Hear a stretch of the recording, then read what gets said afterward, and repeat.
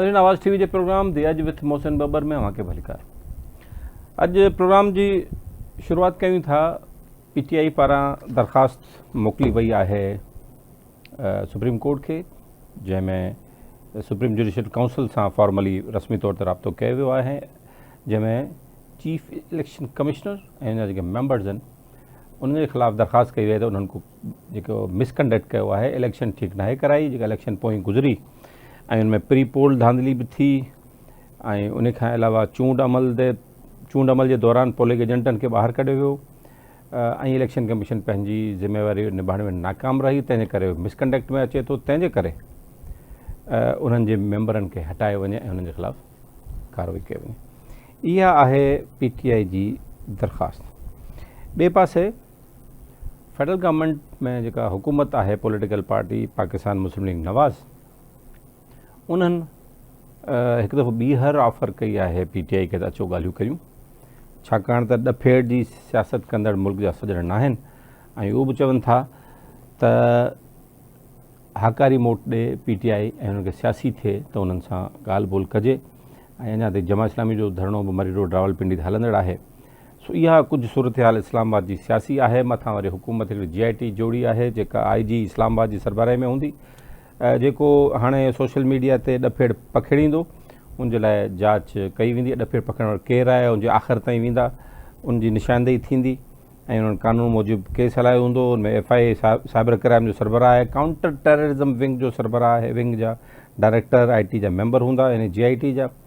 ऐं मसइलो इहो आहे त इहो सॼो फायर वायल लॻाइण खां पोइ जेको तजुर्बो कयो वियो आहे, उहो उन खां पोइ हाणे तजुर्बो तव्हां ॾिठो कुझु ॾींहं अॻु में ये फायर वाल जे थ्रू इंटरनेट जी रफ़्तार घटिजी वई हुई ऐं वॾा मसइला थी विया हुआ ऐं हाणे जेको आहे उनखे बाक़ाइदा फायर वाल लॻाइण खां पोइ हाणे इहा GIT जोड़ी वई आहे त जीअं उनमें को बि जेकॾहिं कंहिंखे कार्रवाई कई वञे थी त उहा GIT उनजी जांच कंदी ऐं कानून मूजिबि कार्रवाई कंदी। ही कुझु टे असां वटि सियासी ख़बरूं आहिनि, हिननि ते असां अॼु तव्हांखे ॻाल्हि ॿोल कंदासीं।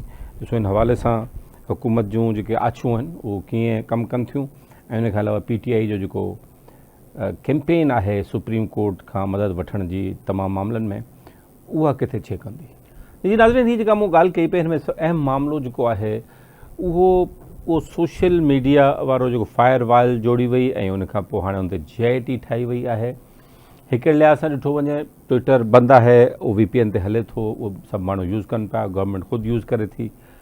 हाणे जेकॾहिं फायर वाल अप्लाई थी वई आहे, फायर वाल इहा हूंदी आहे हिकिड़ी प्रोटेक्शन हूंदी आहे IT सिस्टम में, जंहिंसां जेके अकाउंट्स आहिनि सोशल मीडिया जा जेके ॾफेड़ फैलाइनि था या जेके रियासत सम्झे थी त इहे रियासत जे ख़िलाफ़ प्रोपेगेंडा में मसरूफ़ आहिनि, ॾफेड़ फैलाइनि पिया, इंतिशार फैलाइनि पिया, कूड़ फैलाइनि पिया ऐं उन खां अलावा इंडिविजुअल्स ऐं माण्हुनि जे ख़िलाफ़ पोस्टूं रखनि था बिना कंहिं तस्दीक जे, उन्हनि जे ख़िलाफ़ फायर वाल लॻाई वई ऐं उनजो पोइ जेका एक्सेस आहे उहा मिली वेंदी रियासत खे ऐं रियासत जेका आहे इन एक्सेस जे थ्रू उन माण्हू ताईं पहुची वेंदी।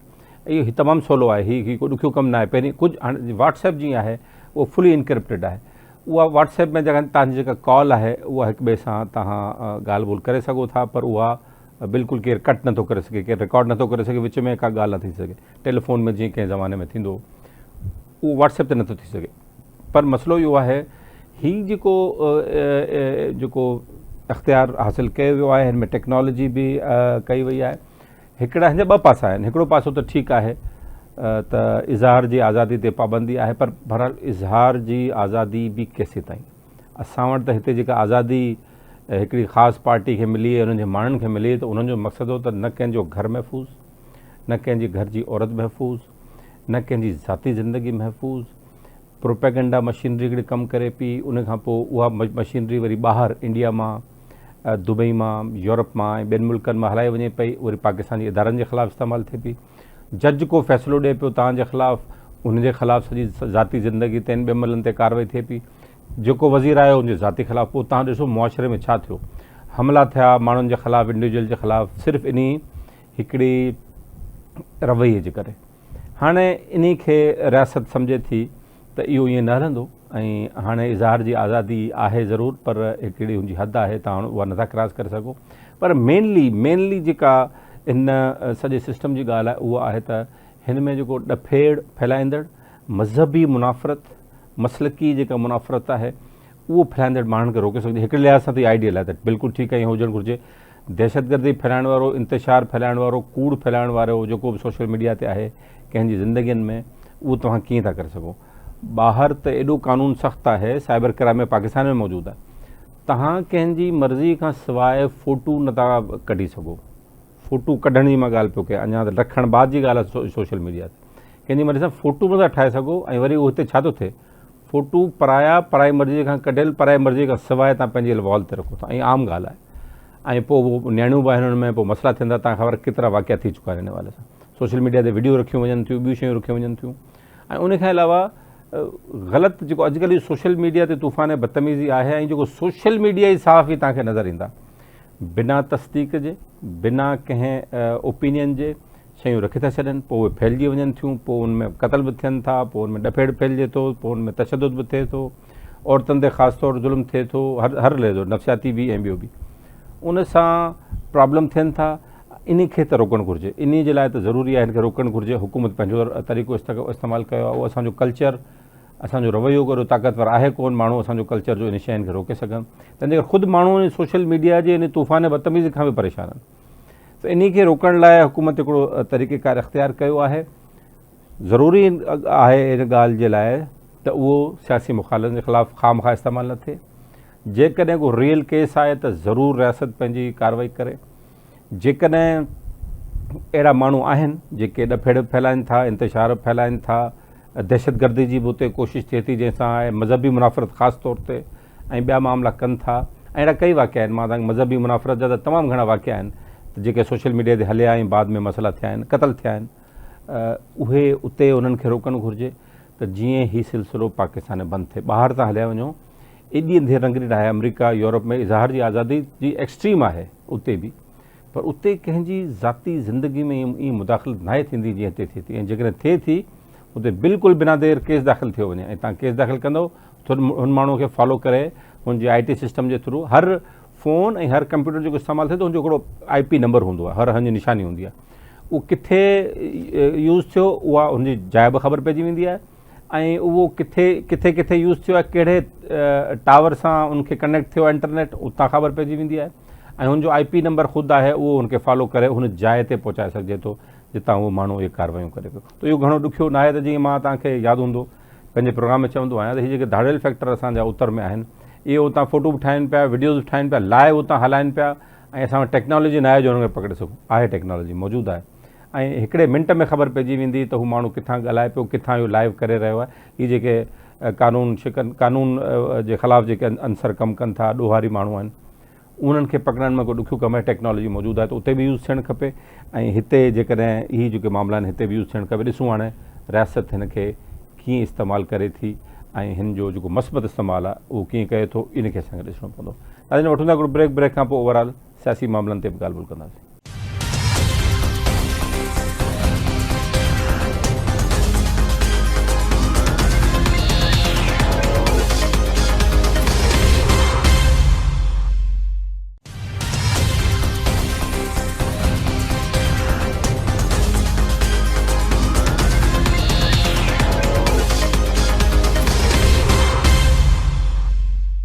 जी नाज़रीन, वेलकम बैक। असांखे हाणे जॉइन कयो आहे इस्लामाबाद में सीनियर सहाफ़ी डॉन के सीनियर करस्पॉन्डेंट आमिर वसीम साहब। आमिर साहब, बहुत शुक्रिया आपका। आमिर साहब, आपके सामने है सियासी सूरत हाल, कशीदगी बढ़ रही है, ख़ास तौर पर सुप्रीम कोर्ट के फैसले आने के बाद। जमात इस्लामी भी सड़कों पर है, हुकूमत भी दावत दे रही है कि जी आ जाएं, बात करें इस मामले पर और हम हमारे साथ कोई डायलॉग शुरू करें। क्या नज़र आ रहा है आपको? देखें, इस वक्त जो मुल्की सूरत हाल है, मैं समझता हूँ काफी गवर्नमेंट के लिए काफी उसमें कुछ मुश्किलात नजर आ रही हैं, और हुकूमत के कंट्रोल में वो चीजें नजर नहीं आ रही हैं। ना इनसे मईशत हमें संभलती भी नजर आ रही है, और ना ही इनसे कोई सियासत हमें संभलती भी नजर आ रही है। तो इस माहौल के अंदर, और जो एक घुटन का माहौल है, और फिर जाहिर है कि जितनी महंगाई इस वक्त हुई है, तो जो जमातें अपोजिशन में होती हैं वो तो जाहिर है उनको तो हर वक्त कोशिश करती हैं कि किसी तरीके से अवाम को मोबिलाइज रखा जाए, और जमात इस्लामी भी इसी हवाले से बाहर निकली है और उन्होंने बिजली के बिलों के हवाले से बात की है, जो कि अवामी इशू है। लेकिन अगर आप देखें उसका रिस्पॉन्स, तो मैं नहीं समझता कि कोई बहुत अच्छा रिस्पॉन्स है। हालांकि लोग महंगाई में हैं, महंगाई के नीचे दबे हुए हैं, लेकिन इसके बावजूद वो लीडरशिप पे एतमाद करने को तैयार नहीं है। इस वक्त जो मुल्क का सियासी निज़ाम है उस पर एक तरह से अवाम ने अदम एतमाद किया हुआ है। वो तमाम सियासी जमातों से मायूस नजर आ रहे हैं, और यही जो सूरत हाल है ये बहुत मायूस कुन है मुल्क के हवाले से, मुल्क में जमहूरियत के हवाले से और आइन की जो सुप्रीमेसी के हवाले से, कि अवाम के अंदर जो है वो सियासी जमातों के ऊपर से जो एतमाद है वो खत्म होता जा रहा है। आमिर साहब, ये पीटीआई को भी दावत दी जा रही है, अगर सूरत हाल पाकिस्तान में ज़ाहिर है कशीदगी भी है, गैर यकीनी की सियासी और मुआशी भी अपनी जगह पर मौजूद है, चीज़ें बन नहीं पा रही हैं, आगे बढ़ नहीं पा रही हैं, हुकूमत तो कह रही है कि बढ़ रही हैं, तो इस लिहाज में वो तमाम पॉलिटिकल पार्टी जो अपोजिशन में भी है, जो हुकूमत में है, वो मिल बैठ के कोई बातचीत का रास्ता क्यों नहीं निकाल लेते? क्योंकि पहले तो अहम मुल्क है, सबसे प्रायोरिटी तो मुल्क को देनी चाहिए, तो वो मसाइल के हल के लिए एक साथ बैठ क्यों नहीं जाते? देखिए, ये बातें बड़े अरसे से की जा रही है कि सियासतदानों को मुत्तहिद होना होगा। चार्टर ऑफ इकोनॉमी की भी बातें हुई हैं माजी के अंदर, लेकिन हमारे मुल्क में बदकिस्मती से जो सियासी एक कल्चर है, हमारे जो सियासतदान हैं वो ये समझते हैं कि उनका जो एक नैरेटिव, एक लॉन्ग नैरेटिव चला आ रहा है। मिसाल के तौर पर पीटीआई की अगर हम बात करते हैं, तो अगर आज इमरान खान अपनी चोर और ये वाला जो नैरेटिव खत्म कर दें, करप्शन और चोर का, तो वो समझते हैं शायद उनकी सियासत खत्म हो जाएगी। उस नैरेटिव पे उन्होंने इतना स्ट्रॉन्ग कर दिया है अपने जो पीटीआई के फॉलोअर्स हैं कि वो अब इसकी दूसरी चीज सुनने को शायद तैयार भी ना हो। तो ये जो पॉलिटिकल स्टेक्स इतने हाई कर देते हैं हमारे सियासतदान अपना एक नैरेटिव बनाकर, झूठा या सच्चा वटेवर, तो उससे फिर पीछे हटने में उनको होती है प्रॉब्लम। और हर दौर में हमने देखा है कि जो हुकूमत होती है वो भी इस किस्म के फैसले करती है कि जो जो समझ से बालातर होते हैं। मतलब अभी जो मौजूदा हुकूमत है, जिस तरीके से प्रोटेस्ट को इन्होंने हैंडल कर रहे हैं, कल जमात इस्लामी का प्रोटेस्ट था, उसको जिस तरीके से हैंडल किया गया, अगर वो जमात इस्लामी वाले आ जाते, किसी एक जगह पे बैठ जाते और प्रोटेस्ट करके चले जाते, तो इसमें कुछ भी नहीं होना था। लेकिन उन्होंने पूरे शहर को बंद कर दिया, कैपिटल के एंट्री और एग्जिट पॉइंट सारे बंद कर दिए। जो काम जमात इस्लामी नहीं कर सकती थी, उनके पास इतनी ताकत ही नहीं, हुकूमत ने खुद ही करके दे दिया, पूरे दोनों जुड़वा शहरों को पैरालाइज कर दिया। तो हमारी हुकूमत जो है वो मुझे नहीं समझ आता कि इनके एडवाइजर्स कौन है जो इनको इस तरह के सियासी मशवरे देते हैं। और दूसरी तरफ जो मईशत की हालत है, आप देखें हुकूमत बार बार कहती है कि जी मईशत की हम बेहतरी की तरफ जा रहे हैं, इन्वेस्टमेंट लेके आएंगे, फॉरेन डायरेक्ट इन्वेस्टमेंट को बढ़ाएंगे। आप मुझे बताएं, जिस मुल्क में हर दूसरे दिन धरने हो रहे हो, जिस मुल्क में हर दूसरे दिन कोई सियासी जमात सड़क पे आके बैठ जाए, जिस मुल्क में हर वक्त कंटेनर जो है वो जब दिल चाहे सड़क पर रख दें, जब दिल चाहे उठा लें, उस मुल्क में कौन इन्वेस्टमेंट करेगा? तो मेरा ये ख्याल है कि हुकूमत की जिम्मेदारी इसमें ज्यादा बनती है बनिस्बत अपोजिशन के। और इस वक्त जो ये माजी से जो 70 साल से एक कल्चर चला आ रहा है कि अकाउंटेबिलिटी होती है और वो सिर्फ अपोजिशन की होती है और उसकी आड़ में जाहिर विक्टिमाइजेशन भी होती है, मेरा ख्याल है इस रवैये को अब तब्दील करने की जरूरत है। और हुकूमत की जिम्मेदारी ज्यादा है, जो आप बात कर रहे हैं तमाम सियासी जमातों को इकट्ठा बिठाने में, वो अपोजिशन से ज्यादा इस वक्त हुकूमत की जिम्मेदारी है। तो आमिर साहब, वो तो कह रहे हैं, आज भी मुसद्दिक साहब ने ऑफर की है, उनका जी आ जाएं, बैठ जाएं, बात करते हैं।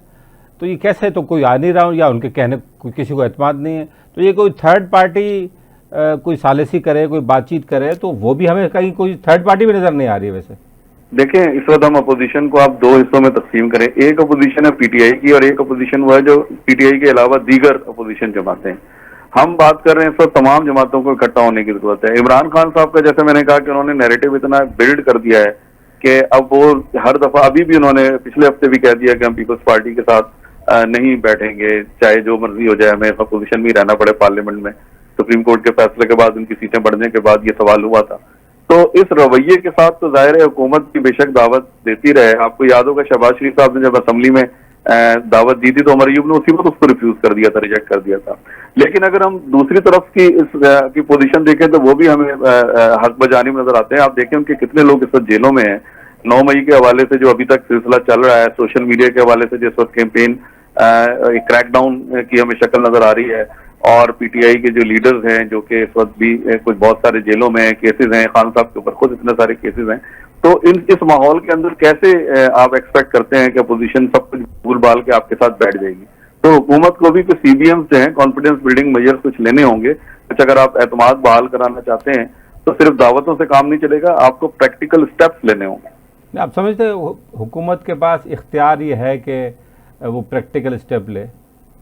मेरा ख्याल है कि इख्तियार है या नहीं है, लेकिन कम से कम बातचीत में इंगेज तो वो कर ही सकते हैं ना। ये अलग बात है कि अप्रूवल उन्हें भी कहीं और से लेनी होगी उसकी, लेकिन और ये बात अपोजिशन को भी पता है, ये कोई नई बात नहीं है इस मुल्क के अंदर। तो लेकिन तमाम सियासी जमातों को इस वक्त इंगेज करने की जरूरत है, उनको एक मेज पर बिठाने की जरूरत है इकोनॉमी के हवाले से, लेकिन उसके लिए आपको पॉलिटिकल माहौल को भी साजगार बनाना होगा, तब जाके ये चीजें पॉसिबल होंगी। वन साइडेड अगर आप करना चाहेंगे तो उससे नहीं होगा मसला। तो नहीं आमिर साहब, महमूद खान अचकजई साहब ने तो बड़ी कोशिश भी की, थोड़ी बहुत बातचीत भी दोनों तरफ से उनकी हुई, लेकिन लगता है कि वो चैप्टर क्लोज हो चुका है या अभी भी उसमें उम्मीद बाकी है?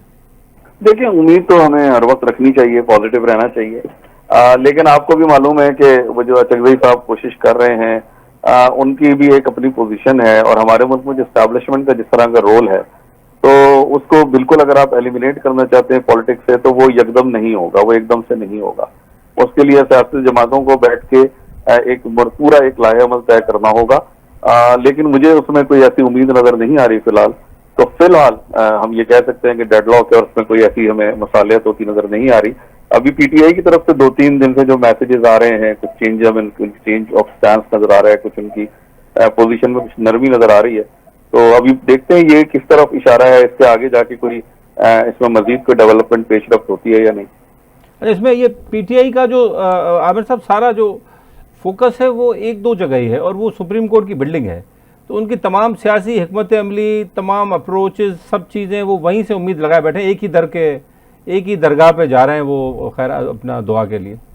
देखें, ये जो उनका ये जो उनका है ना पॉलिसी, ये आपकी नहीं, जब वो हुकूमत में तो सब भी यही होता था कि उन्होंने सारा कुछ सुप्रीम कोर्ट के कंधे पे रखा हुआ था, और उस वक्त वो समझते थे उनको फेवरेबल डिसीजंस वहां से उस वक्त भी मिल रहे थे। अब भी वो समझते हैं कि उनको काफी हद तक फेवरेबल डिसीजंस सुप्रीम कोर्ट से मिल रहे हैं, जुडिशरी से मिल रहे हैं। तो एक तो रीजन ये है, और दूसरी रीजन यही है कि इदारों के जो है, क्योंकि पार्लियामेंट के ऊपर पीटीआई का इतना ज्यादा मुझे एतमाद नजर नहीं आता।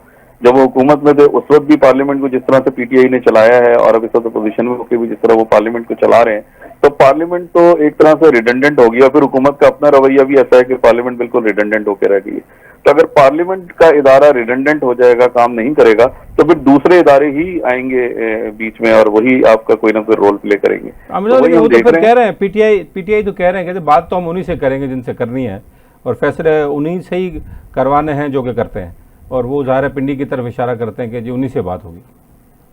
देखें, उन्हीं से बात करेंगे आप, लेकिन मैंने पहले भी कहा कि आप डायरेक्ट तो उनसे बात नहीं कर सकते ना, इंगेज तो आपको गवर्नमेंट के थ्रू ही करना पड़ेगा ना। गवर्नमेंट के भी हाथ में ऐसा कोई चीजें नहीं है, तो जो भी नेगोशिएशन होनी है वो आपने करनी है, अप्रूवल कहीं और से होनी है उसकी।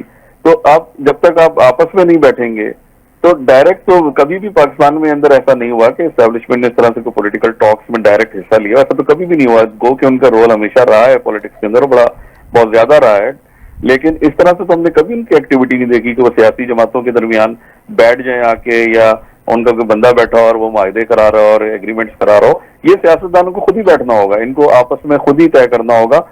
ये अलग बात है कि उसके बाद उसकी इंडोर्समेंट उन्हें जाहिर कहीं और से चाहिए होगी। लेकिन ये छोटी सी बात पीटीआई को नहीं समझ आ रही आमिर साहब? मेरे ख्याल है समझ उनको आ रही है, ये सिर्फ प्रेशर टैक्टिक्स हैं। 2000 ये जो फरवरी में जो इलेक्शन हुए हैं, इसके जो रिजल्ट आया है, इससे पीटीआई को मेरे ख्याल है थोड़ा सा एक खुशफहमी कह लें, गलतफहमी कह लें, वटेवर, कि वो ये समझते हैं कि लोग पूरे उनके साथ हैं और ये जो मर्जी कर लें, और ये अपनी टर्म्स पे बात कराना चाहते हैं। तो ये थोड़ा सा एक उनके अंदर शायद एक थोड़ा सा एक कॉम्प्लेक्स आया हुआ है, चाहे सुपीरियोरिटी कॉम्प्लेक्स कह लें उसको, कि वो ये समझते हैं। आप उनकी तकरीरें भी आप सुनते होंगे कि जी हम तो फॉर्म 45 के हिसाब से जीते हुए 180 हमारी सीटें हैं, तो वो असेंबली में आती है इस लिहाज से कि जैसे कि उनकी हुकूमत है, 180 सीटें उनके पास हैं, जबकि ऐसा नहीं है।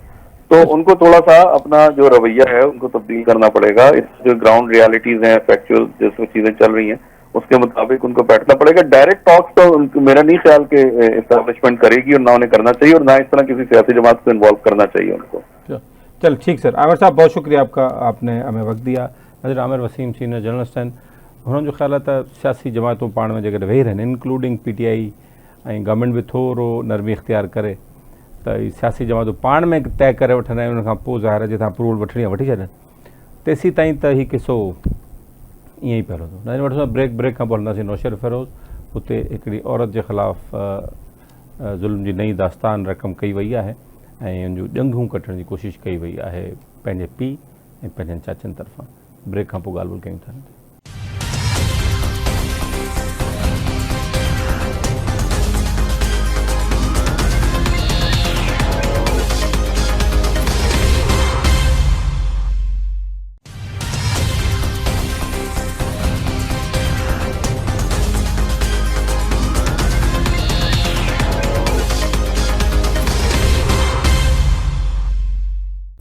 जी नाज़रीन, वेलकम बैक। हाणे असां हलंदासीं नौशेर फ़ेरोज़, जिथे हिकिड़ो वाक़ियो पेश आयो आहे। औरत जे मथां हिकु ज़ुल्म जी नई दास्तान रक़म कई वई आहे ऐं उन में उन औरत सोफ़िया बतूल जेका विक्टिम आहे उन जूं ॼंघूं कपण जी कोशिशि कई वई आहे ऐं उनखे कुहाड़ियुनि जा वार करे उनखे ज़ुल्म उन ते कयो वियो आहे। उहो हाणे हॉस्पिटल में एडमिट आहे।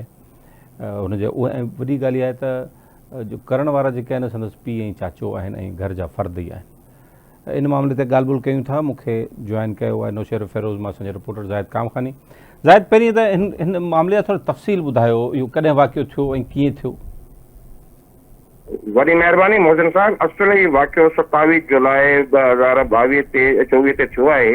SSP हाउस जे भरिसां गुल टाउन आहे, जिथे मुस्मान सोबिया शाह पंहिंजे मासूम न्याणी सां ऐं पंहिंजे भाउ ऐं भेण सां गॾु हुई त राति जो 1 वॻे जेको आहे संदसि घर ते जेको आहे संदसि वालिद, चाचर ऐं सोटनि जेको आहे हमलो कयो आहे। FIR में जेको सोबिया शाह ॼाणायो आहे त चाचो हुनजे मथां बंदूक जॾहिं वेठो, वालिद ऐं सोटनि ऐं चाचनि जेको आहे हुनजे पेरनि में जेको आहिनि कुहाड़ियूं हुयूं आहिनि ऐं कुहाड़ी ॿिन्हिनि पेरनि खे जे टेंगूं कपनि जो जेको हुननि भरपूर कोशिशि कई। हुनखां पोइ हुननि पंहिंजे पर में त हुनखे तमामु घणो ज़ख़्मी करे छॾियो, जंहिंजे करे हुनजी हॾियूं वग़ैरह भॼी पयूं आहिनि ऐं तमामु जेके ज़ख़्म हुनखे रसिया।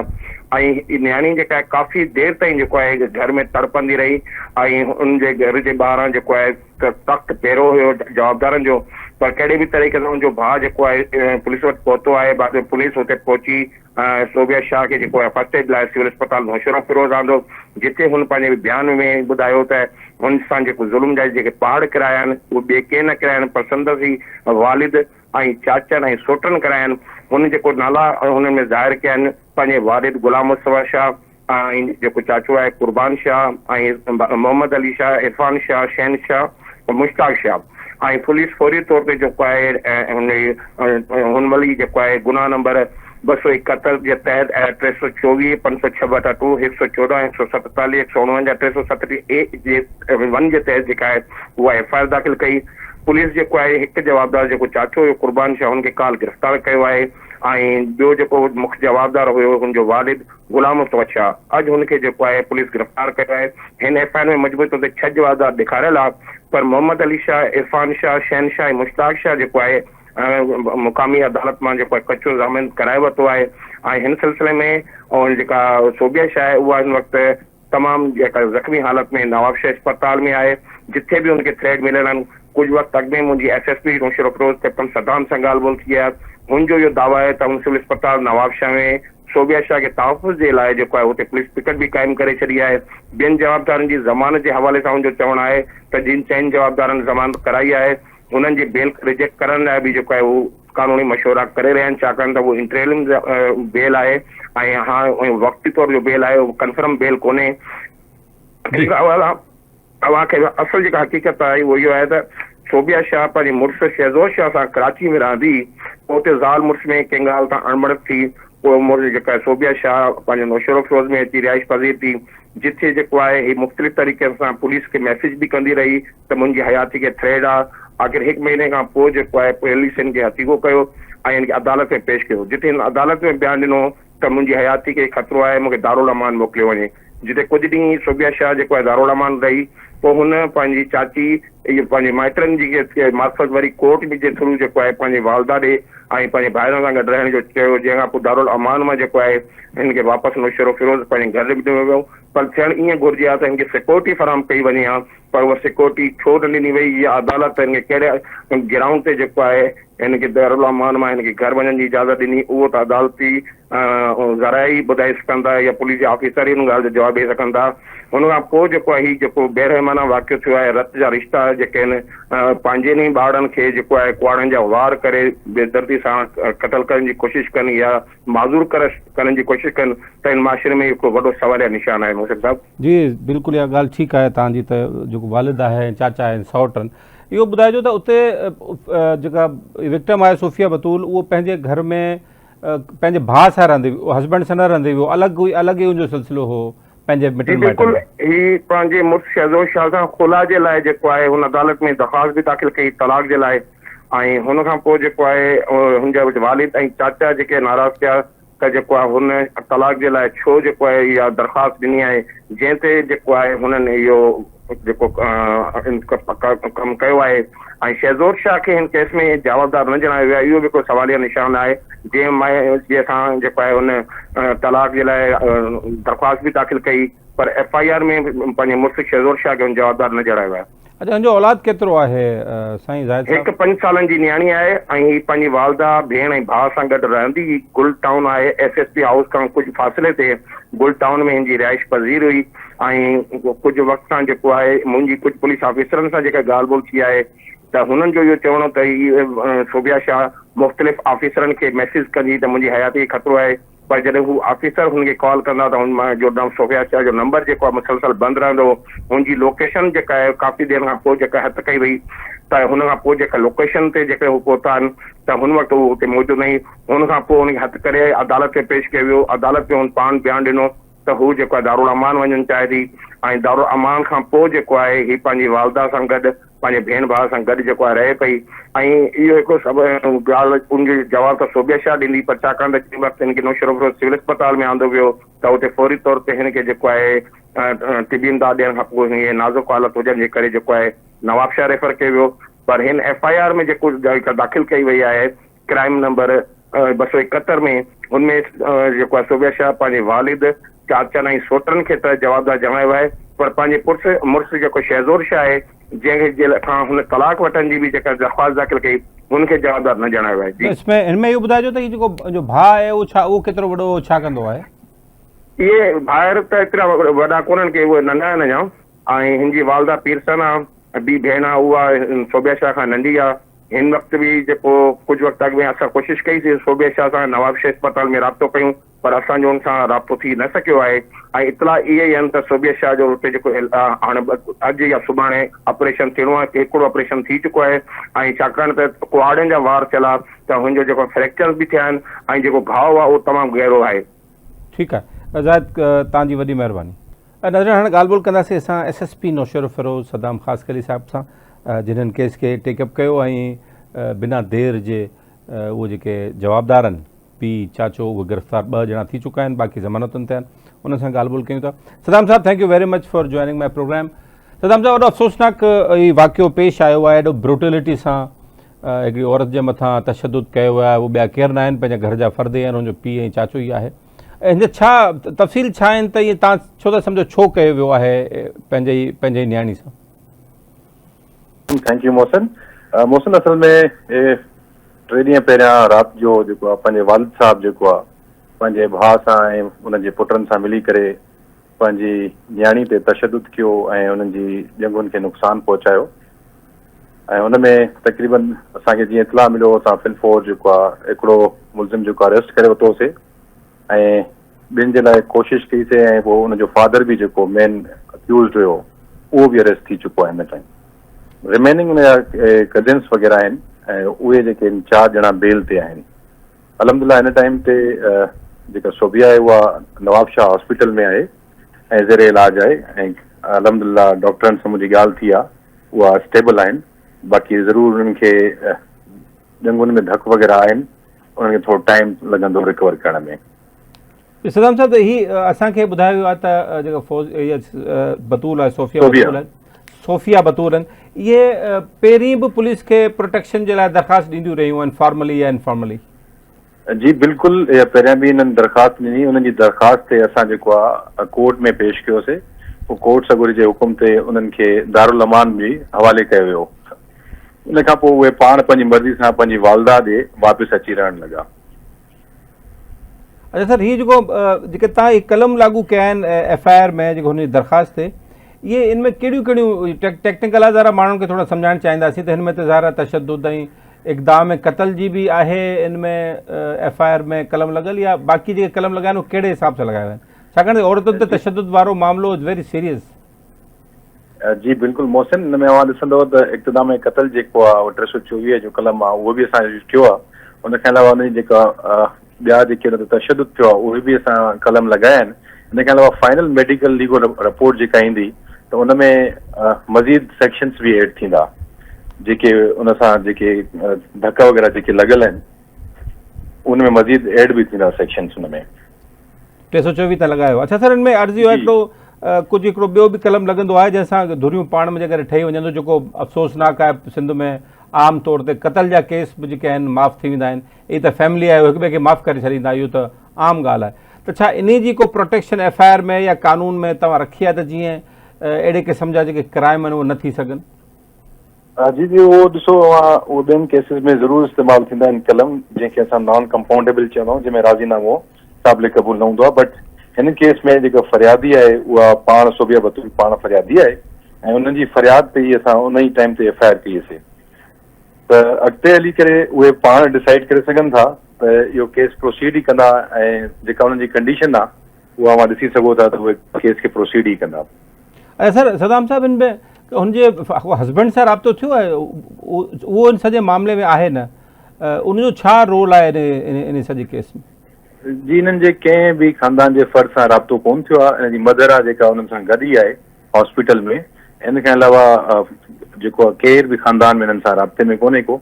तव्हां ॾिसंदव त असांखे काफ़ी लुक आफ्टर कयोसीं उते हॉस्पिटल में बि, ऐं असां पंहिंजी टीम्स बि मोकिलियूंसीं, हिननि खे ब्लड वग़ैरह बि अरेंज कराए ॾिनोसीं, ऐं हिननि महसूसु कयो त उहे इनसिक्योर आहिनि त असां हुते नवाबशाह में हिननि खे पुलिस गार्ड बि तैनात करे ॾिनी आहे। हाणे छा सर फर्दर, आख़िरी सवाल तव्हांखे वेंदो त फर्दर हिन केस में, छाकाणि त हीअ ब्रूटल क़िस्म जी एक्टिविटी थी आहे, शुक्र आहे सोफिया बतौल जी जान बची वई आहे, पर हीअ औरतुनि जे ख़िलाफ़ु वॾो सवलो आहे तशद्दुद करणु, माण्हू उनखे घर जो मामिलो सम्झंदा आहिनि अनटिल अनलेस अहिड़ी ब्रूटलिटी थिए। वरना तव्हां ॾिसो था घरनि में औरतुनि ते तशद्दुद पंहिंजे ॾींहुं मर्दनि पंहिंजे ॾींहुं घर पातियुनि तरफ़ां त आम आहे। क़तल त ख़ैर हिकिड़ो एक्सट्रीम आहे, उहो बि थियनि था, पर हीअ तशद्दुद खे माण्हू त सीरियस ई कोन था वठनि, इनजी दरख़्वास्त ई दाख़िल न कराईंदा आहिनि। न, बिल्कुलु सही था फरमायो त काफ़ी वाक़ियात जेके रूनमा थियनि था, जंहिंमें ख़ासि तौर ते असांजी औरतुनि खे तशद्दुद जो निशानो बणाइनि था। हिन में मुंहिंजी तरफ़ां इहो ई हूंदो त जेके औरत विक्टिम आहे उहा उनजे ख़िलाफ़ु उथंदी ऐं उहा इन ते कंप्रोमाइज़ न कंदी त तॾहिं इहे वाक़िया रुकी सघंदा। बाक़ी अवां ॾिसो था त काफ़ी मसइला मसाइल आहिनि जेके स्क्रीन ते अचनि ई कोन था, ऐं अहिड़ा वाक़िया असांजे मुआशरे में रोज़ जे बेसिस ते थियनि था। हिन में मुंहिंजी इहा ई आहे त जेको विक्टिम आहे, जेका बि औरत सां का बि शइ थिए थी, उहा रिपोर्ट कनि ऐं उहा रिपोर्ट करे उन ते स्टैंड कनि त मुलज़िमनि खे सज़ा मिलंदी, तॾहिं इहे अहिड़ा वाक़िया बंदि थींदा। साईं, thank you very much Saddam Khaskheli साहब। सदाम ख़ासकली साहब SSP नौशर फ़िरोज़, उहे चवनि था त जेके मेन एक्यूज़ड आहिनि उहे बि गिरफ़्तार थी विया आहिनि, को एक्यूज़ड बि गिरफ़्तार आहिनि, 4 माण्हू ॿिया हुआ उहे ज़ाहिर ज़मानत ते आहिनि। हाणे डिपेंड करे थो विक्टिम ते त हू इनखे केस खे अॻियां कीअं टेकअप कनि था। घर जो मामिलो आहे, पंहिंजा घर जा भाती आहिनि, सुभाणे माफ़ु करे छॾींदा, इहो थींदो आहे, बदकिस्मती सां इहो सभु कुझु थिए पियो। ॾिसूं हाणे हू औरत सां गॾु औरत जेका आहे पंहिंजो जेका विक्टिम आहे उहा हिनखे कीअं टेकअप करे थी। अॼोके प्रोग्राम में एतिरो ई। मोहसिन बबर खे इजाज़त ॾींदा, सदाईं गॾु।